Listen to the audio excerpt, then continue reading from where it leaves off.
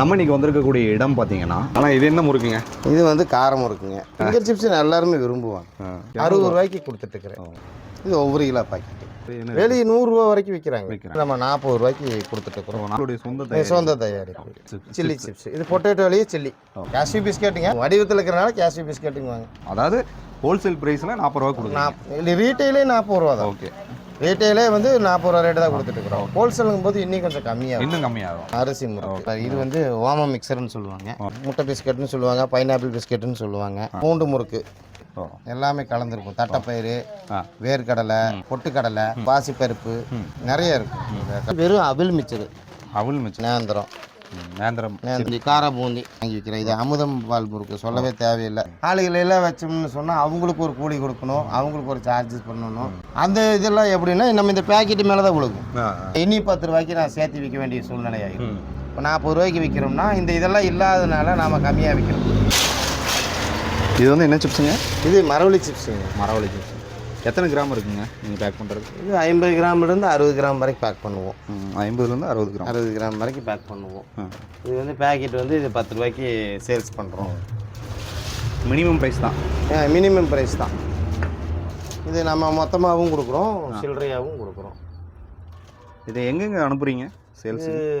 இந்த மேட்டுப்பாளையம் சரௌண்டிங் உள்ளே தான் அனுப்பிச்சிட்டு இருக்கிறோம். இங்கே இதுக்குள்ளேயே இப்போ பத்ரகாளியம்மன் கோயில் வரைக்கும் இங்கே அனுப்பிச்சிட்ருக்குறோம். இந்த பக்கம் பார்த்தீங்கன்னா காட்டூர், மணிநகர், பஸ் ஸ்டாண்டு வரைக்கும் இந்த பக்கம் போகுதுங்க. கோயம்புத்தூர் ரோடு வியாபாரிகளுக்கும் கொடுத்துட்ருக்குறோம். மொத்தமாகவும் சில்லறையாகவும் கொடுத்துட்ருக்கோம். அவங்களுக்கு அப்படியே மொத்தமாக ஹோல்சேலாக அவங்களுக்கு அப்படியே பேக் பண்ணி அப்படியே கொடுத்துருவோம். இது வந்து கடைகளுக்கு இந்த மாதிரி சப்ளை பண்ணி கொடுத்துட்ருக்குறோம்.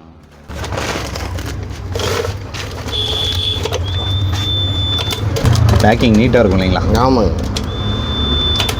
இது வந்து அப்படியே பண்டலாக கொடுத்துருவோம். இதில் பண்டல் வந்து 15 பீஸ் இருக்குதுங்க. உருளைக்கிழங்கு சிப்ஸுங்க. உருளைக்கிழங்கு சிப்ஸ் பாக்கெட் பார்த்தீங்க இந்த அளவுக்கு யாரும் போட்டதா எனக்கு தெரியல. ஆமாம், ரொம்ப கம்மியாக தான் இருக்கும் இல்லைங்களா? ரொம்ப கம்மியாக தான் இருக்குது. இது நல்லா இருக்குது. இது வந்து கொஞ்சம் ஃபினிஷிங்காக இருக்கும். சிப்ஸு அந்த அளவுக்கு இருக்குது.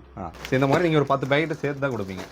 ஹோல்சேல் பாக்கெட் மினிமம் ஒரு 10 பாக்கெட் கேட்டாங்கன்னாலும் கொடுத்துருவேன். இதில் 15 பீஸ் இருக்குது. 15 பாக்கெட் இருக்குது. இப்போ இது வந்து இது ஒவ்வொரு கிலோ பாக்கெட்டு. 1 கிலோங்களா? 1 கிலோ. வெயிட் போட முடியுங்களா?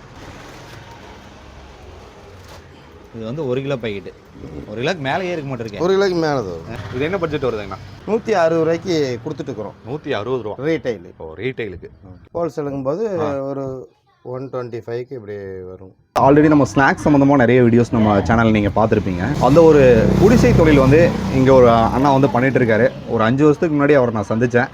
அவர் ஒரு தள்ளுவண்டி கடையில் பிரியாணி போட்டுட்டு இருந்தார். ஸோ எகைன் வந்து அவரை சந்திக்கும் போது நான் ஒரு குடிசை தொழில் பண்ணிகிட்டு இருக்கேன் அப்படிங்கிற மாதிரி சொன்னார். ஸோ இந்த ஒரு ஸ்நாக்ஸ் கடையை எப்படி ஆரம்பித்தார், இந்த தொழில் எப்படி நடந்துட்டுருக்கு அப்படிங்கிறத பற்றி நம்ம கேட்டு தெரிஞ்சுக்கலாம். அண்ணா வணக்கண்ணா. வணக்கம். நல்லா இருக்கீங்களா? நல்லா இருக்கேன். உங்கள் பேர், உங்களை பற்றி ஒரு அறிமுகம். என் பேர் சாவுல மீதிங்க, மேட்டுப்பாளையம். ஓகே. இப்போ நீங்கள் வந்து பிரியாணி கடையிலேருந்து நீங்கள் ஸ்நாக்ஸ் கடைக்கு நீங்கள் சேஞ்ச் ஆகிருக்கீங்க. இந்த தொழில் வந்து எப்படி ஆரம்பிச்சிங்க? இந்த தொழில் செய்கிறதுக்கான ஒரு காரணம் என்ன? தொழில் செய்கிற காரணம்னா முதல்ல தள்ளுவண்டியில் ஆரம்பித்தோம். அதுவும் நல்லா தான் போயிட்டு இருந்துச்சு. இம்ப்ரூவ்மெண்ட் வேணும் இல்லைங்க லைஃப்பில். இப்போ கடையை எடுத்துருக்குறோம். கடையை எடுத்து இப்போ நாமளே சொந்தமாக பண்ணிகிட்டு இருக்கிறோம். உருளைக்கிழங்கு சிப்ஸு, மரவள்ளி சிப்ஸு, சில்லி சிப்ஸு, கானு, அந்த முறுக்கு ஐட்டம் இதெல்லாம் வந்து இப்போ நம்மளே சொந்தமாக பண்ணிகிட்டு இருக்கிறோம். பிஸ்னஸ்ஸு சொந்தமாக பண்ணுறது இல்லாமல் ஹோல்சேலாகவும் கொடுத்துட்ருக்குறோம். ரொம்ப விலை கம்மியில் கொடுத்துட்ருக்குறோம். வெளியே விற்கிற ரேட்டை விட இங்கே நம்ம விலை கம்மியில் கொடுத்துட்ருக்கோம். இப்போ உதாரணத்துக்கு சொல்ல போனால் உருளைக்கிழங்கு சிப்ஸு வெளியே 400 ரூபாய்க்கு விற்கிறாங்க.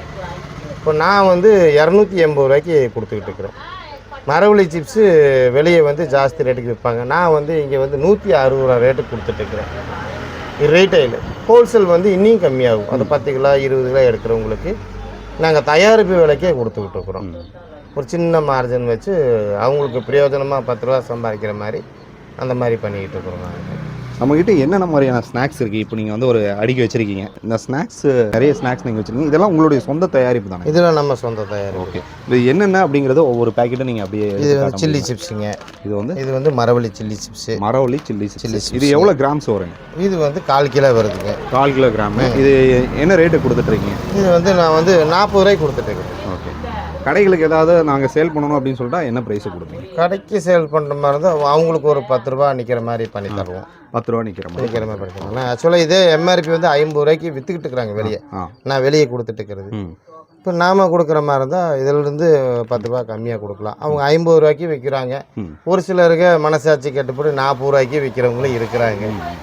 இந்த சிப்ஸ் உருளைக்கிழங்கு சிப்ஸ் பார்த்தீங்கன்னா மெயின் ரோடு பேஸ்லாம் பார்த்தீங்கன்னா இது வந்து 100 ரூபா ரேட்டு வரைக்கும் விற்பாங்க. இந்த ஒரு உருளைக்கிழங்கு சிப்ஸ் நான் வந்து 200 கிராம் போட்டிருக்கிறேன், 60 ரூபாய்க்கு கொடுத்துட்டுருக்கிறேன். ரொம்ப குறைவான ஒரு ப்ரைஸில் கொடுக்குறேன். ஆனால் ரொம்ப குவான்டிட்டி எவ்வளோ இருக்குது? குவான்டிட்டி வந்து 200 கிராம் இருக்குது. 200 ரூபா கன்ஃபார்மாக 200 கிராம். இது வெளியே விற்றா வெளியே 100 ரூபா வரைக்கும் விற்கிறாங்க. இந்த ஐட்டம் 100 ரூபா வரைக்கும். நம்மகிட்ட எவ்வளோ சொன்னீங்க? எங்கிட்ட 60 ரூபா ரேட். ஓகே, ரொம்ப மினிமம் ப்ரைஸ். அதே மாதிரி ஒரு மரவள்ளி சிப்ஸு இருக்குது. இந்த மரவள்ளி சிப்ஸ் வந்து 1/4 கிலோ ரேட்டு. இது வந்து நம்ம 40 ரூபாய்க்கு கொடுத்துட்ருக்குறோம். 40 ரூபா தான் இது. 40 ரூபாய்க்கு. ஆனால் இது வெளியே வாங்கினா 50 ரூபாலேருந்து 60 ரூபா வரைக்கும் சார்ஜ் பண்ணுவாங்க. இது எல்லாமே உங்களுடைய சொந்த தயாரிப்பு. அது போக என்னென்ன இருக்குது அப்படிங்கிறது கொஞ்சம். அது போக சில்லி சிப்ஸ் இருக்குது. இது 1 kg பாக்கெட்டு. இது வந்து கிலோ வந்து ரீட்டைல் 200 ரூபாய்க்கு விற்றுக்கிட்டுருக்குறோம். Chilli chips. இது பொட்டேட்டோலேயே சில்லி. உருளைக்கிழங்குல தான் பண்ணுறீங்க? உருளைக்கிழங்கு தான் இது. இந்த நார்மலாக வந்துட்டு நம்ம வெளியே வாங்கினா என்ன ப்ரைஸ் வாங்குறோம்? வெளியே வாங்கினா உங்களுக்கு வந்து 240 ரூபா வரைக்கும் சார்ஜ் பண்ணுவாங்க. அதாவது லோக்கலில் பெரிய பெரிய ஹையஸ்ட் கடைகளெல்லாம் பார்த்தீங்கன்னா நீங்கள் அந்த உருளைக்கிழங்கு என்ன ரேட் விற்கிறாங்களோ அதே ரேட் தான் இதுக்கும் கொடுப்பாங்க. ஏன்னா இது பொட்டேட்டோ சிப்ஸ் ஆவரேஜாக அதே ரேட் தான் விற்றுட்டுருக்குறேன். நம்ம வந்து தயாரிப்பு விளைக்கிறங்காட்டிக்கு அவ்வளோ வைக்கிறது இல்லை. சின்ன மார்ஜின் வச்சு கொடுத்துருவோம். ரொம்ப குறைவான மார்ஜின் வச்சு கொடுத்துட்ருக்குறோம். அது போக இங்கே இந்த ஸ்நாக்ஸ் என்னென்ன அப்படிங்கிறது ஒரு கிளான்ஸ் பார்க்குற வியூவர்ஸ்க்கு சொல்லுங்கள். பார்த்துக்கோங்க. மரவள்ளி சிப்ஸ் இருக்குதுங்க, சொல்லிட்டீங்க. இது பிஸ்கெட்டுங்க, ஸ்வீட்டு அண்ட் சால்ட்டு. என்ன பிஸ்கெட்டுங்க இது? கேஷ்யூ பிஸ்கெட்டுங்க. ஆனால் அது வடிவத்தில் இருக்கிறனால கேஷ்யூ பிஸ்கெட்டுங்க வாங்க. இது எப்படிங்க சுவை வந்து எப்படிங்க? சுவை வந்து இனிப்பு, காரம், சால்ட்டு 3ம் கலந்தது. இது என்ன ப்ரைஸ்? டிஃப்ரெண்ட்டாக இருக்கும். இது சேம் ப்ரைஸ். இது 40 ரூபா தான். அதாவது ஹோல்சேல் ப்ரைஸில் 40 ரூபா கொடுக்குறோம். ரீட்டைலே 40 ரூபா தான். ஓகே, ரீட்டைலே வந்து 40 ரூபா ரேட்டு தான் கொடுத்துட்டுருக்குறோம். ஹோல்சேலுங்கும் போது இன்னும் கொஞ்சம் கம்மியாகும். இன்னும் கம்மியாகும். அது வந்து பல்காக வாங்கினா இன்னும் கொஞ்சம் கம்மியாக. பல்காக வாங்கினா இன்னும் கம்மியாகும். இந்த முறுக்கு வந்து இப்போ நம்ம சொந்த தயார் அரிசி முறுக்கு இல்லைங்களா? அரிசி முறுக்கு. ஓகே. இதெல்லாம் வந்து வெளியே ஸ்வீட் ஸ்டாலில் வாங்கினீங்கன்னா 1/4 கிலோ 60 ரூபா விற்பாங்க. இப்போ நம்ம வந்து 40 ரூபா ரேஞ்சு. அது ஹோல்சேலில் இன்னும் கம்மியாக. ஹோல்சேலுங்கும் போது இன்னும் கம்மி தான். இன்னும் கம்மியாகும். ஓகே. அதாவது கடைகளுக்கு ஏதாவது உங்ககிட்ட வாங்கலாம். ஆமாங்க, நம்மகிட்ட ஹோல்சேலாக பண்ணிட்டு இருக்கிறாரு. இது வந்து ஓமம் மிக்சர்னு சொல்லுவாங்க. இது முட்டை பிஸ்கட்னு சொல்லுவாங்க, பைனாப்பிள் பிஸ்கெட்டுன்னு சொல்லுவாங்க. இது எப்படிங்க இந்த முட்டை பிஸ்கட் அப்படிங்கிறது எப்படி? இது வந்து பேக்கரி ஐட்டம் தான். இது நம்ம நண்பருடைய பேக்கரியிலிருந்து வர்றது. இது எல்லா பக்கம் இருக்கும், ஒவ்வொன்றும் ஒவ்வொரு மாதிரி. இது நல்லா ஃபினிஷிங்காக இருக்குங்களா? ஒவ்வொரு இடத்துல பார்த்தீங்கன்னா கொஞ்சம் வளைஞ்ச மாதிரி நெளிஞ்ச மாதிரி. இது ஒரு ஃபினிஷிங்காக வருது. ஓகேங்க. இது பூண்டு முறுக்கு. இது எப்படிங்க? மணத்துக்கு மிக்சிங் பூரா நிறைய பூண்டுலாம் மிக்ஸ் பண்ணி போடுவோம். இது வந்து பருப்பு மிச்சருங்க. இது எல்லாமே கலந்துருக்கும். தட்டைப்பயிறு, வேர்க்கடலை, பொட்டுக்கடலை, 2-3 பாசிப்பருப்பு நிறைய இருக்கும் கலந்தது. இது வந்து வெறும் அவிழ் மிச்சர். இது நம்ம தயாரிப்பு நேந்திரம். இது ஆயில் சிப்ஸு. இது நம்மக்கிட்ட வாங்கும்போது 1/4 கிலோவே வந்து 60 ரூபாய்க்கு தான் விற்கிறோம். இது வந்து குவான்டிட்டி கம்மி, 200 கிராம்ஸ் தான் இருக்குது. அதனால இது 50 ருபீஸ் சார்ஜ் பண்ணுறோம். 50 ரூபாய்க்கு தான் கொடுக்குறீங்க. ஓகே. அடுத்து அது பூந்தி. பூந்தி கார பூந்தி. இப்போ இது வந்து பார்த்தீங்கன்னா ஏதாவது குழந்தைகளுக்கு ரொம்ப பிடிச்ச ஒரு ஸ்நாக்ஸ் நான் சொல்லுவேன். இது இனிப்பு. இது ரொம்ப இனிப்பாக இருக்கும், நல்லா விரும்பி எடுப்பாங்க. நல்லா சுவையாக இருக்கும் இல்லைங்களா? இனிப்பு வந்து நல்லா இருக்கும். அச்சு முறுக்கு நீங்கள் தயாரிக்கிறீங்க? இது அச்சு முறுக்கு வந்து நம்ம நண்பருடைய இது. அவர் வெளியிருந்து நீங்கள் வெளியிருந்து நம்ம வாங்கி வைக்கிறோம். இது அமுதம் பால் முறுக்கு, சொல்லவே தேவையில்லை. இந்த பிராண்டுக்கே எல்லாரும் வாங்கிக்குவாங்க இல்லைங்களா? ஓகே. இந்த தொழில் வந்து நீங்கள் பண்ணிட்டு இருக்கீங்க பார்த்தீங்களா? இப்போ நீங்கள் ஒரு சிறு அளவில் ஒரு சிறு தொழிலாக தான் இதை நீங்கள் குடிசை தொழிலாக பண்ணிட்டுருக்கீங்க. இதுக்கு நீங்கள் எவ்வளோ வந்து இன்வெஸ்ட்மெண்ட் பண்ண வேண்டியதாக இருந்துச்சு? இன்வெஸ்ட்மெண்ட்னு சொன்னால் நம்ம எதிர்பார்க்குறோமோ அந்த அளவுக்கு நம்ம போடுறோம். இப்போ 10,000 ரூபாய்க்குன்னா அதுக்கு தகுந்த மாதிரி சரக்கு போடுறோம். நம்ம எவ்வளோக்கு எவ்வளோ நம்ம இன்வெஸ்ட்மெண்ட் பண்ணுறோமோ அவ்வளோக்கு அவ்வளோ வந்து நமக்கு ப்ராஃபிட்டு பெனிஃபிட் தான். இப்போ நம்ம அதிகமாக செய்யணும்னு நினச்சோம்னா நம்ம பெருசாக ஆளுகளெல்லாம் யாரையும் வைக்கல. ஆளுகளெல்லாம் வச்சோம்னு சொன்னால் அவங்களுக்கு ஒரு கூலி கொடுக்கணும், அவங்களுக்கு ஒரு சார்ஜஸ் பண்ணணும். அந்த இதெல்லாம் எப்படின்னா நம்ம இந்த பேக்கெட்டு மேலே தான் விழுகும். இந்த பேக்கெட்டில் வந்து எப்படின்னா இனி 10 ரூபாய்க்கு நான் சேர்த்து விற்க வேண்டிய சூழ்நிலை ஆகிடும். இப்போ 40 ரூபாய்க்கு விற்கிறோம்னா இந்த இதெல்லாம் இல்லாததுனால நாம் கம்மியாக விற்கிறோம். இது ஒரு 4 பேர் 5 பேர் வேலைக்கு வைக்கிறாங்கன்னு சொன்னால் அந்த இது பூரா உங்களுக்கு இதில் தான் வந்து விடும். இப்போ நீங்கள் வந்து இதுக்கு வந்து சிறு அளவில் தான் முதலீடு பண்ணியிருக்கீங்க. சின்ன முதலீடு தான். ஓகே, இந்த தொழில் பண்ணுறதுக்கு நம்ம வந்து அரசிடமிருந்து நம்ம ஏதாவது சான்றிதழ் வாங்க வேண்டியது இருக்குங்களா? ஆமாம், வாங்குவோம். அடுத்தபடியாக பார்த்தீங்கன்னா இந்த ஒரு தொழிலை வந்து நம்ம லாபகரமாக பண்ணணும்னா என்ன மாதிரி நம்ம பண்ணால் நம்ம இதில் வெற்றி அடைய முடியும்? லாபகரமாக பண்ணணுன்னா நம்மளுடைய கையில் தான் இருக்குதுங்க எல்லாமே. நம்ம நினச்சா என்ன வேலை செய்யலாம். இப்போ நம்ம இன்றைக்கி இப்போ இன்னும் அடுப்பு பற்ற வைக்கல, இன்னைக்கு நம்ம நினச்சோம்னா இப்போ கூட அடுப்பு பற்ற வச்சு எதை ஒன்று செய்யலாம். இதான் சொந்த தொழிலுக்கும் வேலைக்கு போகிறதுக்கு இந்த வித்தியாசம். தெளிவாக சொல்லிட்டீங்க இல்லைங்களா?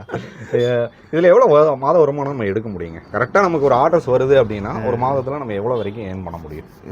இப்போ நம்ம செஞ்சுட்டு இருக்கிறதுல மாத வருமானம் பார்த்தீங்கன்னா ஒரு 30லேருந்து ஒரு 35க்குள்ளே சம்பாதிக்கலாம். ஒரு நம்ம வேலைக்கு போனால் சம்பளம் அந்த 800 அவ்வளோதான். நம்ம அவ்வளோதான் தருவாங்க.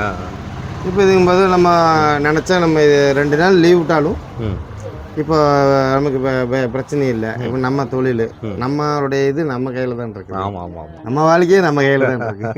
கரெக்டாக சொல்கிறீங்க. ஓகே, பஸ் ஸ்டாண்டுக்குள்ளே கிட்டத்தட்ட ஒரு 30 வருஷம் வேலைக்குன்னே போயாச்சு. ஓகே, அந்த முதலாளியும் நமக்கு நல்ல விதமாக கற்றுக் கொடுத்ததுனால தான் இன்னைக்கு நம்ம இந்த நிலைமையில் இருக்கிறோம். தொழிலுங்கிறது நம்ம போய் சேர்ற இடத்துல தான் இருக்குது. கண்டிப்பாங்க. இல்லை பார்த்தீங்கன்னா அண்ணா வந்து பார்த்தீங்கன்னா ஒரு தள்ளுவண்டி கடை வச்சுருந்தாருங்க. எனக்கு தெரிஞ்சு பிரியாணி கடை வச்சுருந்தாருங்க.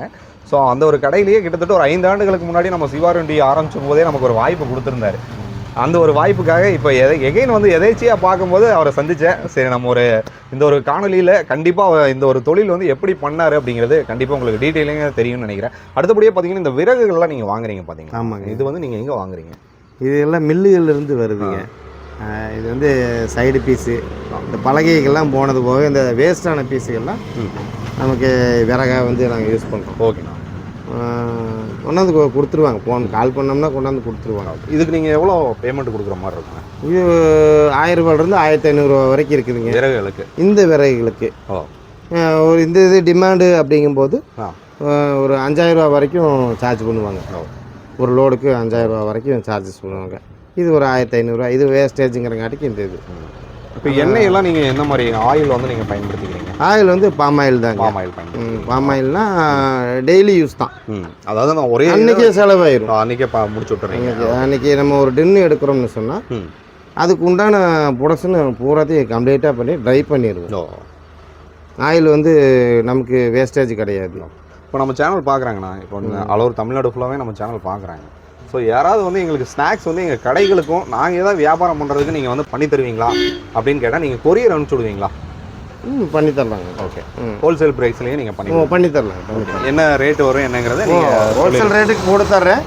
பட் அந்த கொரியர் சார்ஜஸ் மட்டும் அவங்க அட்ஜஸ்ட் பண்ணி ரெக்வஸ்ட்டாக கேட்டு வாங்கிக்கலாம். அதிகாரமும் பண்ண முடியாது. அவங்க கொடுத்த பிரியப்பட்டாங்கன்னா கொடுக்கட்டும், இல்லைன்னா என்னுடைய பொருள்னு ஒருத்தர் சாப்பிட்றாங்க அப்படிங்கிற ஒரு சந்தோஷம் நமக்கு இருக்குது. சரிங்க. ஓகே, அதாவது ரொம்ப எளிமையான ஒரு பதில்களை நீங்கள் எங்ககிட்ட பதிவு பண்ணீங்க. இப்போ ஏதாவது ஒன்று நீங்கள் குக் பண்ணி காட்ட முடியுங்களா? முடியுமா? இப்போ ஒன்றும் பண்ண முடியாது. இப்போ ஆயில் எடுத்தாச்சு. இது வந்து வாட்டர் தான். ஓகேண்ணா. இது எப்படின்னு சொன்னால் அந்த உள்ள இருக்கிற ஹீட்டு வந்து நேற்று போட்ட ஹீட்டு வந்து இன்னும் 2 நாளைக்கு அதுக்குள்ளே அப்படியே தான் இருக்கும். ஓகே. அந்த ஹீட்டர் வந்து அந்த சட்டியை வந்து ஓட்ட பண்ணிடக்கூடாது அப்படிங்கிறக்காக நாங்கள் வேலையெல்லாம் முடிச்சுட்டு எண்ணெய் எடுத்துருவோம். எண்ணெய் ட்ரை பண்ணிவிட்டு வாட்டர் அதில் ஊற்றி வச்சுருவோம். நம்ம அப்படியே விட்டுட்டுலாம் போக முடியாதுல்ல. பூரா main road base, road dust, அந்த மாதிரி நிறைய விஷயங்கள் இருக்குது. அதெல்லாம் வந்து நம்ம ஆயில் பராமரிப்பாக செஞ்சால் தான் இன்னொரு நாளைக்கு அந்த பொருளுடைய சுவை இருக்கும். நிச்சயமாங்கண்ணா. அதனால அப்படி பண்ணிக்கிறோம். இப்போ லோக்கல் கடைகளுக்கெல்லாம் நம்ம இதை நீங்கள் சப்ளை பண்ணுறதுனா நீங்கள் எப்படிங்க 2 வீலர்ஸ் அந்த மாதிரி எடுத்துகிட்டு போய் நீங்கள் 2 வீலரில் தான் சப்ளை பண்ணிட்டு அதை எடுத்துகிட்டு பெருசாலாம் பண்ணிக்கிறது இல்லை. 2 வீலரில் இந்த மாதிரி பெருசாக எடுத்தோம்னா அதுக்கு ஒரு சார்ஜ் போடணும், டீசல் பெட்ரோல் அப்படின்ட்டு. நம்ம அன்றாட வாழ்க்கையில் யூஸ் பண்ணுறது 2 வீலர்லேயே இந்த சரௌண்டிங் அந்த அந்த லொக்காலிட்டிக்கு ஒவ்வொரு நாளைக்கு ஒவ்வொரு ஏரியான்னு ஃபிக்ஸ் பண்ணிக்குவோம். ஃபிக்ஸ் பண்ணிவிட்டு இந்த பக்கம் போனோம்னா பத்திரகாளியம்மன் கோயில் வரைக்கும் போவோம். இந்த பக்கம் பார்த்திங்கன்னா நம்ம இந்த சரௌண்டிங்கில் நம்ம ஏரியாக்குள்ளே சுற்றி இருக்கிற எல்லா மளிகை கடைகளுக்கும் நாம தான் போட்டுவிட்டோம். உங்களோட கடையினுடைய ஸ்நாக்ஸ் தான் அங்கெல்லாம் மூவ் ஆகிடும். ஆமாம். இப்போ இது எப்படி இந்த ஒரு ஸ்நாக்ஸ் வந்து செய்கிறதுக்கு நீங்கள் எப்படி கற்றுக்கிட்டீங்க? இது ஒரு ஆக்சிடென்ட் மாதிரி தான். ஒரு இடையில ஒரு 4 மாதம் வேறு ப்ரொடக்ஷனில் இருந்தோம். அதாவது இந்த பஸ் ஸ்டாண்டு வந்து இடித்தாங்க. பஸ் ஸ்டாண்டு அடித்த போது வேலை இல்லாமல் இருந்தோம். வேலை இல்லாமல் இருந்தபோது எதிர்ச்சியாக ஒரு முதலாளி என்னுடைய பஸ் ஸ்டாண்டில் நான் வேலை செஞ்சுட்டு இருந்த அந்த பர்ஃபார்மன்ஸ் எல்லாம் பார்த்துட்டு என்னைய விரும்பி கூப்பிட்டாரு. அப்படி போனதில் அவர்கிட்ட எனக்கு கற்றுக்கிட்டது தான்.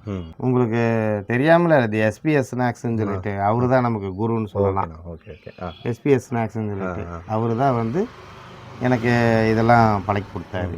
இப்போ அவருடைய தயவில் தான் இப்போ நல்லா ஓடிட்டு இருக்கு. ஓகே, கொஞ்சம் அப்படியே ஸ்பீடாக என்னென்ன ஸ்நாக்ஸ் நீங்கள் செய்வீங்கிறத ஒரு சின்னதாக ஒரு கிளான்ஸ் சொல்லுங்களேன். இங்கே நம்ம போடுறது என்னென்னா உருளைக்கிழங்கு சிப்ஸ் போடுறோம், மரவள்ளி சிப்ஸ் போடுறோம், சில்லி சிப்ஸ் போடுறோம், கார்ன் போடுறோம், முறுக்கு ஐட்டம் போடுறோம். ஸ்நாக்ஸ் வகையில் நமக்கு என்னென்ன தெரிஞ்சதோ அதெல்லாம் போட்டு இப்போதைக்கு இது பண்ணிட்டு கிடக்குறோம். யாராவது எங்களுக்கு இந்த ஒரு கார வகையில் இது தேவைப்படுது அப்படின்னா பர்டிகுலராக உங்களுக்கு ஒரு ஆர்டர் பிளேஸ் பண்ணாலும் நீங்கள் அதை முடிச்சு கொடுத்துருவோம். கண்டிப்பாக பண்ணி தருவோம். அது பண்ணி தருவோம். அதாவது தரமானது மட்டும்தான் நம்ம பண்ணுவோம். தரம் இல்லாத எல்லா பக்கம் எல்லா பொருளும் கிடைக்கும். என்னுடைய ஸ்பெஷாலிட்டி என்னென்னா எங்கேயும் கிடைக்காத பொருள் ஒரு வித்தியாசமான ஒரு ஐட்டம் தான் எனக்கு இது பிடிக்கும். எல்லாரும் பண்ணுறது நாமளும் பண்ணிட்டோம்னா நம்ம ஒரு வித்தியாசமாக தெரிய மாட்டோம். அது நம்ம டேஸ்ட்டு வேறு மாதிரி இருக்கும். அதை எல்லாரும் செய்கிறதே பண்ணிட்டு இருக்கிறதுக்கு என்ன இருக்குது? புதுமையாக ஏதாவது ஒன்று செய்யணும்னு அப்படி அதை தான் விரும்ப பண்ணிட்டு இருக்கீங்க. ஓகே, அதாவது இது வந்து ஒரு குடிசை தொழில் தான். இந்த தொழிலை வந்து கண்டிப்பாக ஒரு சிறப்பாக செய்யணும்னா நானே ராஜா நானே மந்திரிங்கிற மாதிரி இந்த தொழிலில் நம்ம இருக்கலாம் இல்லைங்க? அதாவது இதில் வந்து இன்ட்ரெஸ்ட் இல்லாமல் செய்ய முடியாது. இந்த தொழிலுங்கிறது வந்து சும்மா செஞ்சிட முடியாது. அந்த தொழிலை வந்து ரசித்து அனுபவித்து செய்யணும். அப்போ தான் வந்து அந்த பொருளினுடைய வடிவம் நமக்கு கண்டிப்பாக இல்லைன்னா அது ஒரு மாதிரி போகும். நம்ம கண்டிப்பாக ஓகேண்ணா. அதாவது இன்பத்தோட நிறைய தகவல்கள் நீங்கள் எங்ககிட்ட பகிர்ந்துக்கிட்டீங்க. இந்த ஒரு காணொலி மூலமாக யாராவது ஸ்நாக்ஸ் தேவைப்பட்டுச்சுன்னா ஆனால் உங்கள் கான்டாக்ட் நம்பர் சொல்லிடுங்க. 8220909028. எங்கே லொக்கேட் ஆகிருக்கு நம்ம கடை? நெல்லித்துறை ரோடு, உப்புப்பள்ளம். SM நகர்னு சொல்லுவாங்க. நெல்லித்துறை ரோடு, உப்புப்பள்ளம். அங்கே தான் நம்மளுடைய கடை வந்து லொக்கேட் ஆகிருக்கு. யாராவது தேவைப்பட்டால் உங்களை அணுகலாம். கண்டிப்பாக அணுகலாம். ஓகே, ஹோல்சேலில் வரவேற்கப்படுகிறது. ஓகே, அண்ணன் பார்த்தீங்கன்னா பல தகவல்கள் நம்மகிட்ட பகிர்ந்துக்கிட்டாருங்க. அது ஒரு ஸ்நாக்ஸ் பிஸ்னஸ் வந்து A to Z எப்படி ஆரம்பிக்கிறது, அந்த ஒரு தொழிலில் வந்து நம்ம எப்படி லாபகரமாக ஜெயிக்க முடியும் அப்படிங்கிறத பற்றியும், ஸோ அவருக்கு ஏற்பட்ட அந்த ஸ்ட்ரகிள்ஸும் நம்மக்கிட்ட ஷேர் பண்ணிட்டாரு. ஸோ யாராவது வந்து உங்களுக்கு ஸ்நாக்ஸ் தேவைப்பட்டுச்சுன்னா அவருடைய கான்டாக்ட் நம்பர் நான் டிஸ்கிரிப்ஷனில் தரேன். தேவைப்படுறவங்க அணுகுங்க. ஹோல்சேல் ப்ரைஸ்லேயே தரேங்கிற மாதிரி சொல்லியிருக்காரு. ஸோ அடுத்தடுத்த காணொலிகள் வழியாக நீங்கள் என்ன சந்திக்கணும்னு விருப்பப்பட்டீங்கன்னா சப்ஸ்கிரைப் பண்ணிங்க. சிவா ரோட் டிவி இன்ஸ்டா பேஜையும் நீங்கள் ஃபாலோ பண்ண தவறாதீங்க. டில் தென் பாய் ஃப்ரம் உங்கள் சிவா. நன்றி, வணக்கம்.